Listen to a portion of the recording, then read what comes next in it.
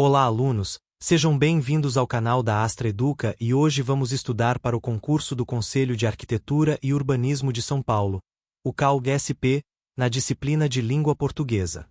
Nesta aula, o foco é exatamente o que mais aparece em prova: leitura e interpretação de textos, sentido das palavras no contexto e os principais tópicos de gramática normativa que a banca usa para criar pegadinhas, como pontuação, concordância, regência, crase e colocação pronominal. A primeira parte é leitura e interpretação de textos literários e não literários. Interpretação em concurso não é o que eu acho do texto, é o que o texto permite concluir com base em pistas linguísticas. O passo número 1 é identificar tema e ideia central. Tema é o assunto geral, como ética, cidades, serviço público, mobilidade urbana. Ideia central ou tese é o posicionamento do autor, quando houver, ou o eixo organizador da informação, quando for texto expositivo. Em textos literários, a tese pode não estar explícita, mas ainda assim existe um sentido dominante. Crítica social, reflexão existencial, ironia, denúncia, memória. Em textos não literários, como artigo, reportagem, editorial e texto institucional, o autor geralmente estrutura argumentos e evidências, então a prova costuma perguntar o que se defende, qual a consequência, qual o objetivo, qual a relação entre os parágrafos. Outro ponto essencial é reconhecer a intenção comunicativa e o gênero textual. Um texto instrucional, como manual, regulamento e aviso, tem linguagem injuntiva e orientação, com verbos no imperativo ou no infinitivo impessoal, do tipo preencher, apresentar, não utilizar. Um texto informativo busca explicar e costuma usar dados e definições. Um texto argumentativo defende uma visão e tenta convencer, usando conectores de causa, consequência, comparação, concessão e oposição. Em literatura, o texto pode usar narrador, personagens, tempo e espaço, com linguagem conotativa. A banca pode cobrar o efeito de recursos como ironia e ambiguidade. Em ironia, o sentido real costuma ser o oposto do sentido literal, e você descobre isso pelo contexto, por exagero ou por contradição com fatos do próprio texto. Em interpretação, conectivos são decisivos porque eles mostram a lógica. Quando aparece, portanto, a conclusão, contudo, porém e entretanto indicam contraste, porque pode indicar causa ou explicação. Embora indique a concessão, ou seja, uma ideia que não impede a outra. Logo pode ser conclusão. Além disso, soma argumento. Por exemplo, introduz exemplificação, ou seja, reformula. Muitas alternativas de prova erram não pelo conteúdo, mas por trocar a relação lógica. Transformar concessão em causa, conclusão em explicação, oposição em adição. Outro cuidado é com palavras que modulam certeza, como pode, tende, provavelmente, certamente. Se o autor diz pode ocorrer, a alternativa que afirma ocorre está mais forte e pode estar errada. A interpretação de textos também envolve pressupostos e implicações. Pressuposto é uma informação que fica embutida e continua válida mesmo se você negar a frase. Se eu digo ele parou de fumar, fica pressuposto que ele fumava antes. Implicação é uma conclusão que depende do enunciado e do contexto. Prova adora explorar isso porque muita gente lê por cima. Ler bem é perguntar. O texto afirma, sugere ou apenas exemplifica? Se é apenas um exemplo, não dá para generalizar. Se o texto se restringe a um recorte, como em certos casos, você não pode concluir em todos os casos. Passando para sinônimos e antonimos, o principal é lembrar que sinônimo em prova quase sempre é sinônimo contextual, não de dicionário. Resguardar pode ser sinônimo de proteger, mas em outro contexto pode ser guardar, preservar ou manter em sigilo. Antônimo também depende do sentido. Claro pode ser o oposto de escuro, mas pode ser o oposto de confuso quando fala de explicação. A banca costuma usar parônimos, que são palavras parecidas e confundem, como discriminar e discriminar, ratificar e retificar, eminente e iminente. E pode usar polissemia, quando uma palavra tem vários sentidos, como ponto em ponto de vista, ponto final, ponto de ônibus. O jeito de acertar é sempre olhar o entorno. Que ideia o texto está construindo naquele trecho? Isso se conecta ao sentido próprio e figurado das palavras, ou seja, denotação e conotação. Denotação é o sentido literal, objetivo. Conotação é o sentido figurado, subjetivo, que depende do contexto e cria efeito de sentido. Raiz denotativa é parte da planta. Conotativa pode ser origem, fundamento. Cidade doente é conotação, porque cidade não adoece literalmente. O autor está atribuindo características humanas ao espaço urbano, geralmente para criticar problemas de infraestrutura, desigualdade, poluição ou falta de planejamento. Figuras de linguagem aparecem como ferramentas. Metáfora cria comparação implícita. Metonímia troca por relação de proximidade, como ler Machado significando ler a obra. Hipérbole exagera, eufemismo suaviza. Personificação humaniza, ironia critica pelo contrário. Em prova, o nome da figura pode ser cobrado, mas mais comum é o efeito. Intensificação, crítica, humor, sensibilização.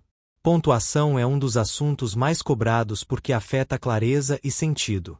A vírgula não é pausa de respiração, ela é marca sintática. Você usa vírgula para separar itens de uma enumeração, isolar vocativo, isolar aposto, separar orações coordenadas em certos casos e isolar orações subordinadas adverbiais deslocadas. Você não usa vírgula, em regra, entre sujeito e verbo, nem entre verbo e objeto direto.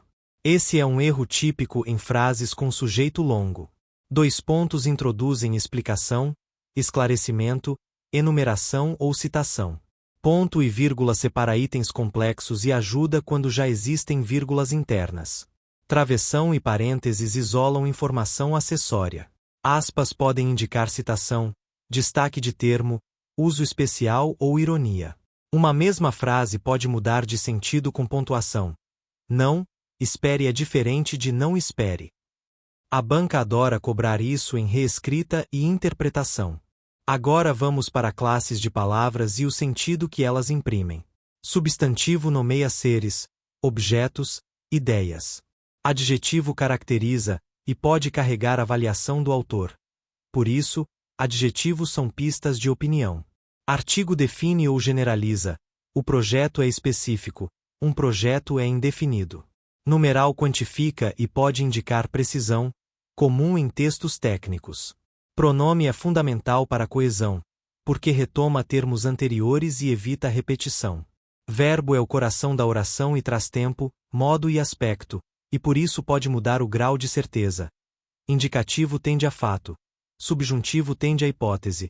Imperativo tende a ordem, pedido, instrução. Advérbio modifica verbo, adjetivo ou outro advérbio e é fonte de pegadinha. Apenas, quase, sempre, nunca mudam o alcance da afirmação. Preposição liga termos e cria relações como causa, finalidade, posse, assunto, instrumento. Conjunção liga orações e termos, definindo lógica. Adição, oposição, causa, condição, concessão, conclusão. Em prova, reconhecer conjunções é enxergar a estrutura argumentativa do texto. Concordância verbal e nominal é outro pilar. O verbo concorda com o sujeito em número e pessoa. A concordância fica fácil quando o sujeito é simples e próximo, mas complica em casos clássicos. O verbo haver no sentido de existir é impessoal e fica no singular. Há documentos, houve falhas. Fazer indicando tempo também é impessoal. Faz 2 anos. Sujeito composto geralmente leva verbo ao plural, mas existem casos de concordância facultativa quando o sujeito vem depois do verbo ou quando a ideia de conjunto. Expressões como a maioria, parte, metade podem levar verbo no singular ou plural conforme ênfase, mas a banca costuma preferir o padrão mais formal, que tende ao singular quando o núcleo é singular. Concordância nominal envolve acordo de gênero e número entre nomes e seus modificadores.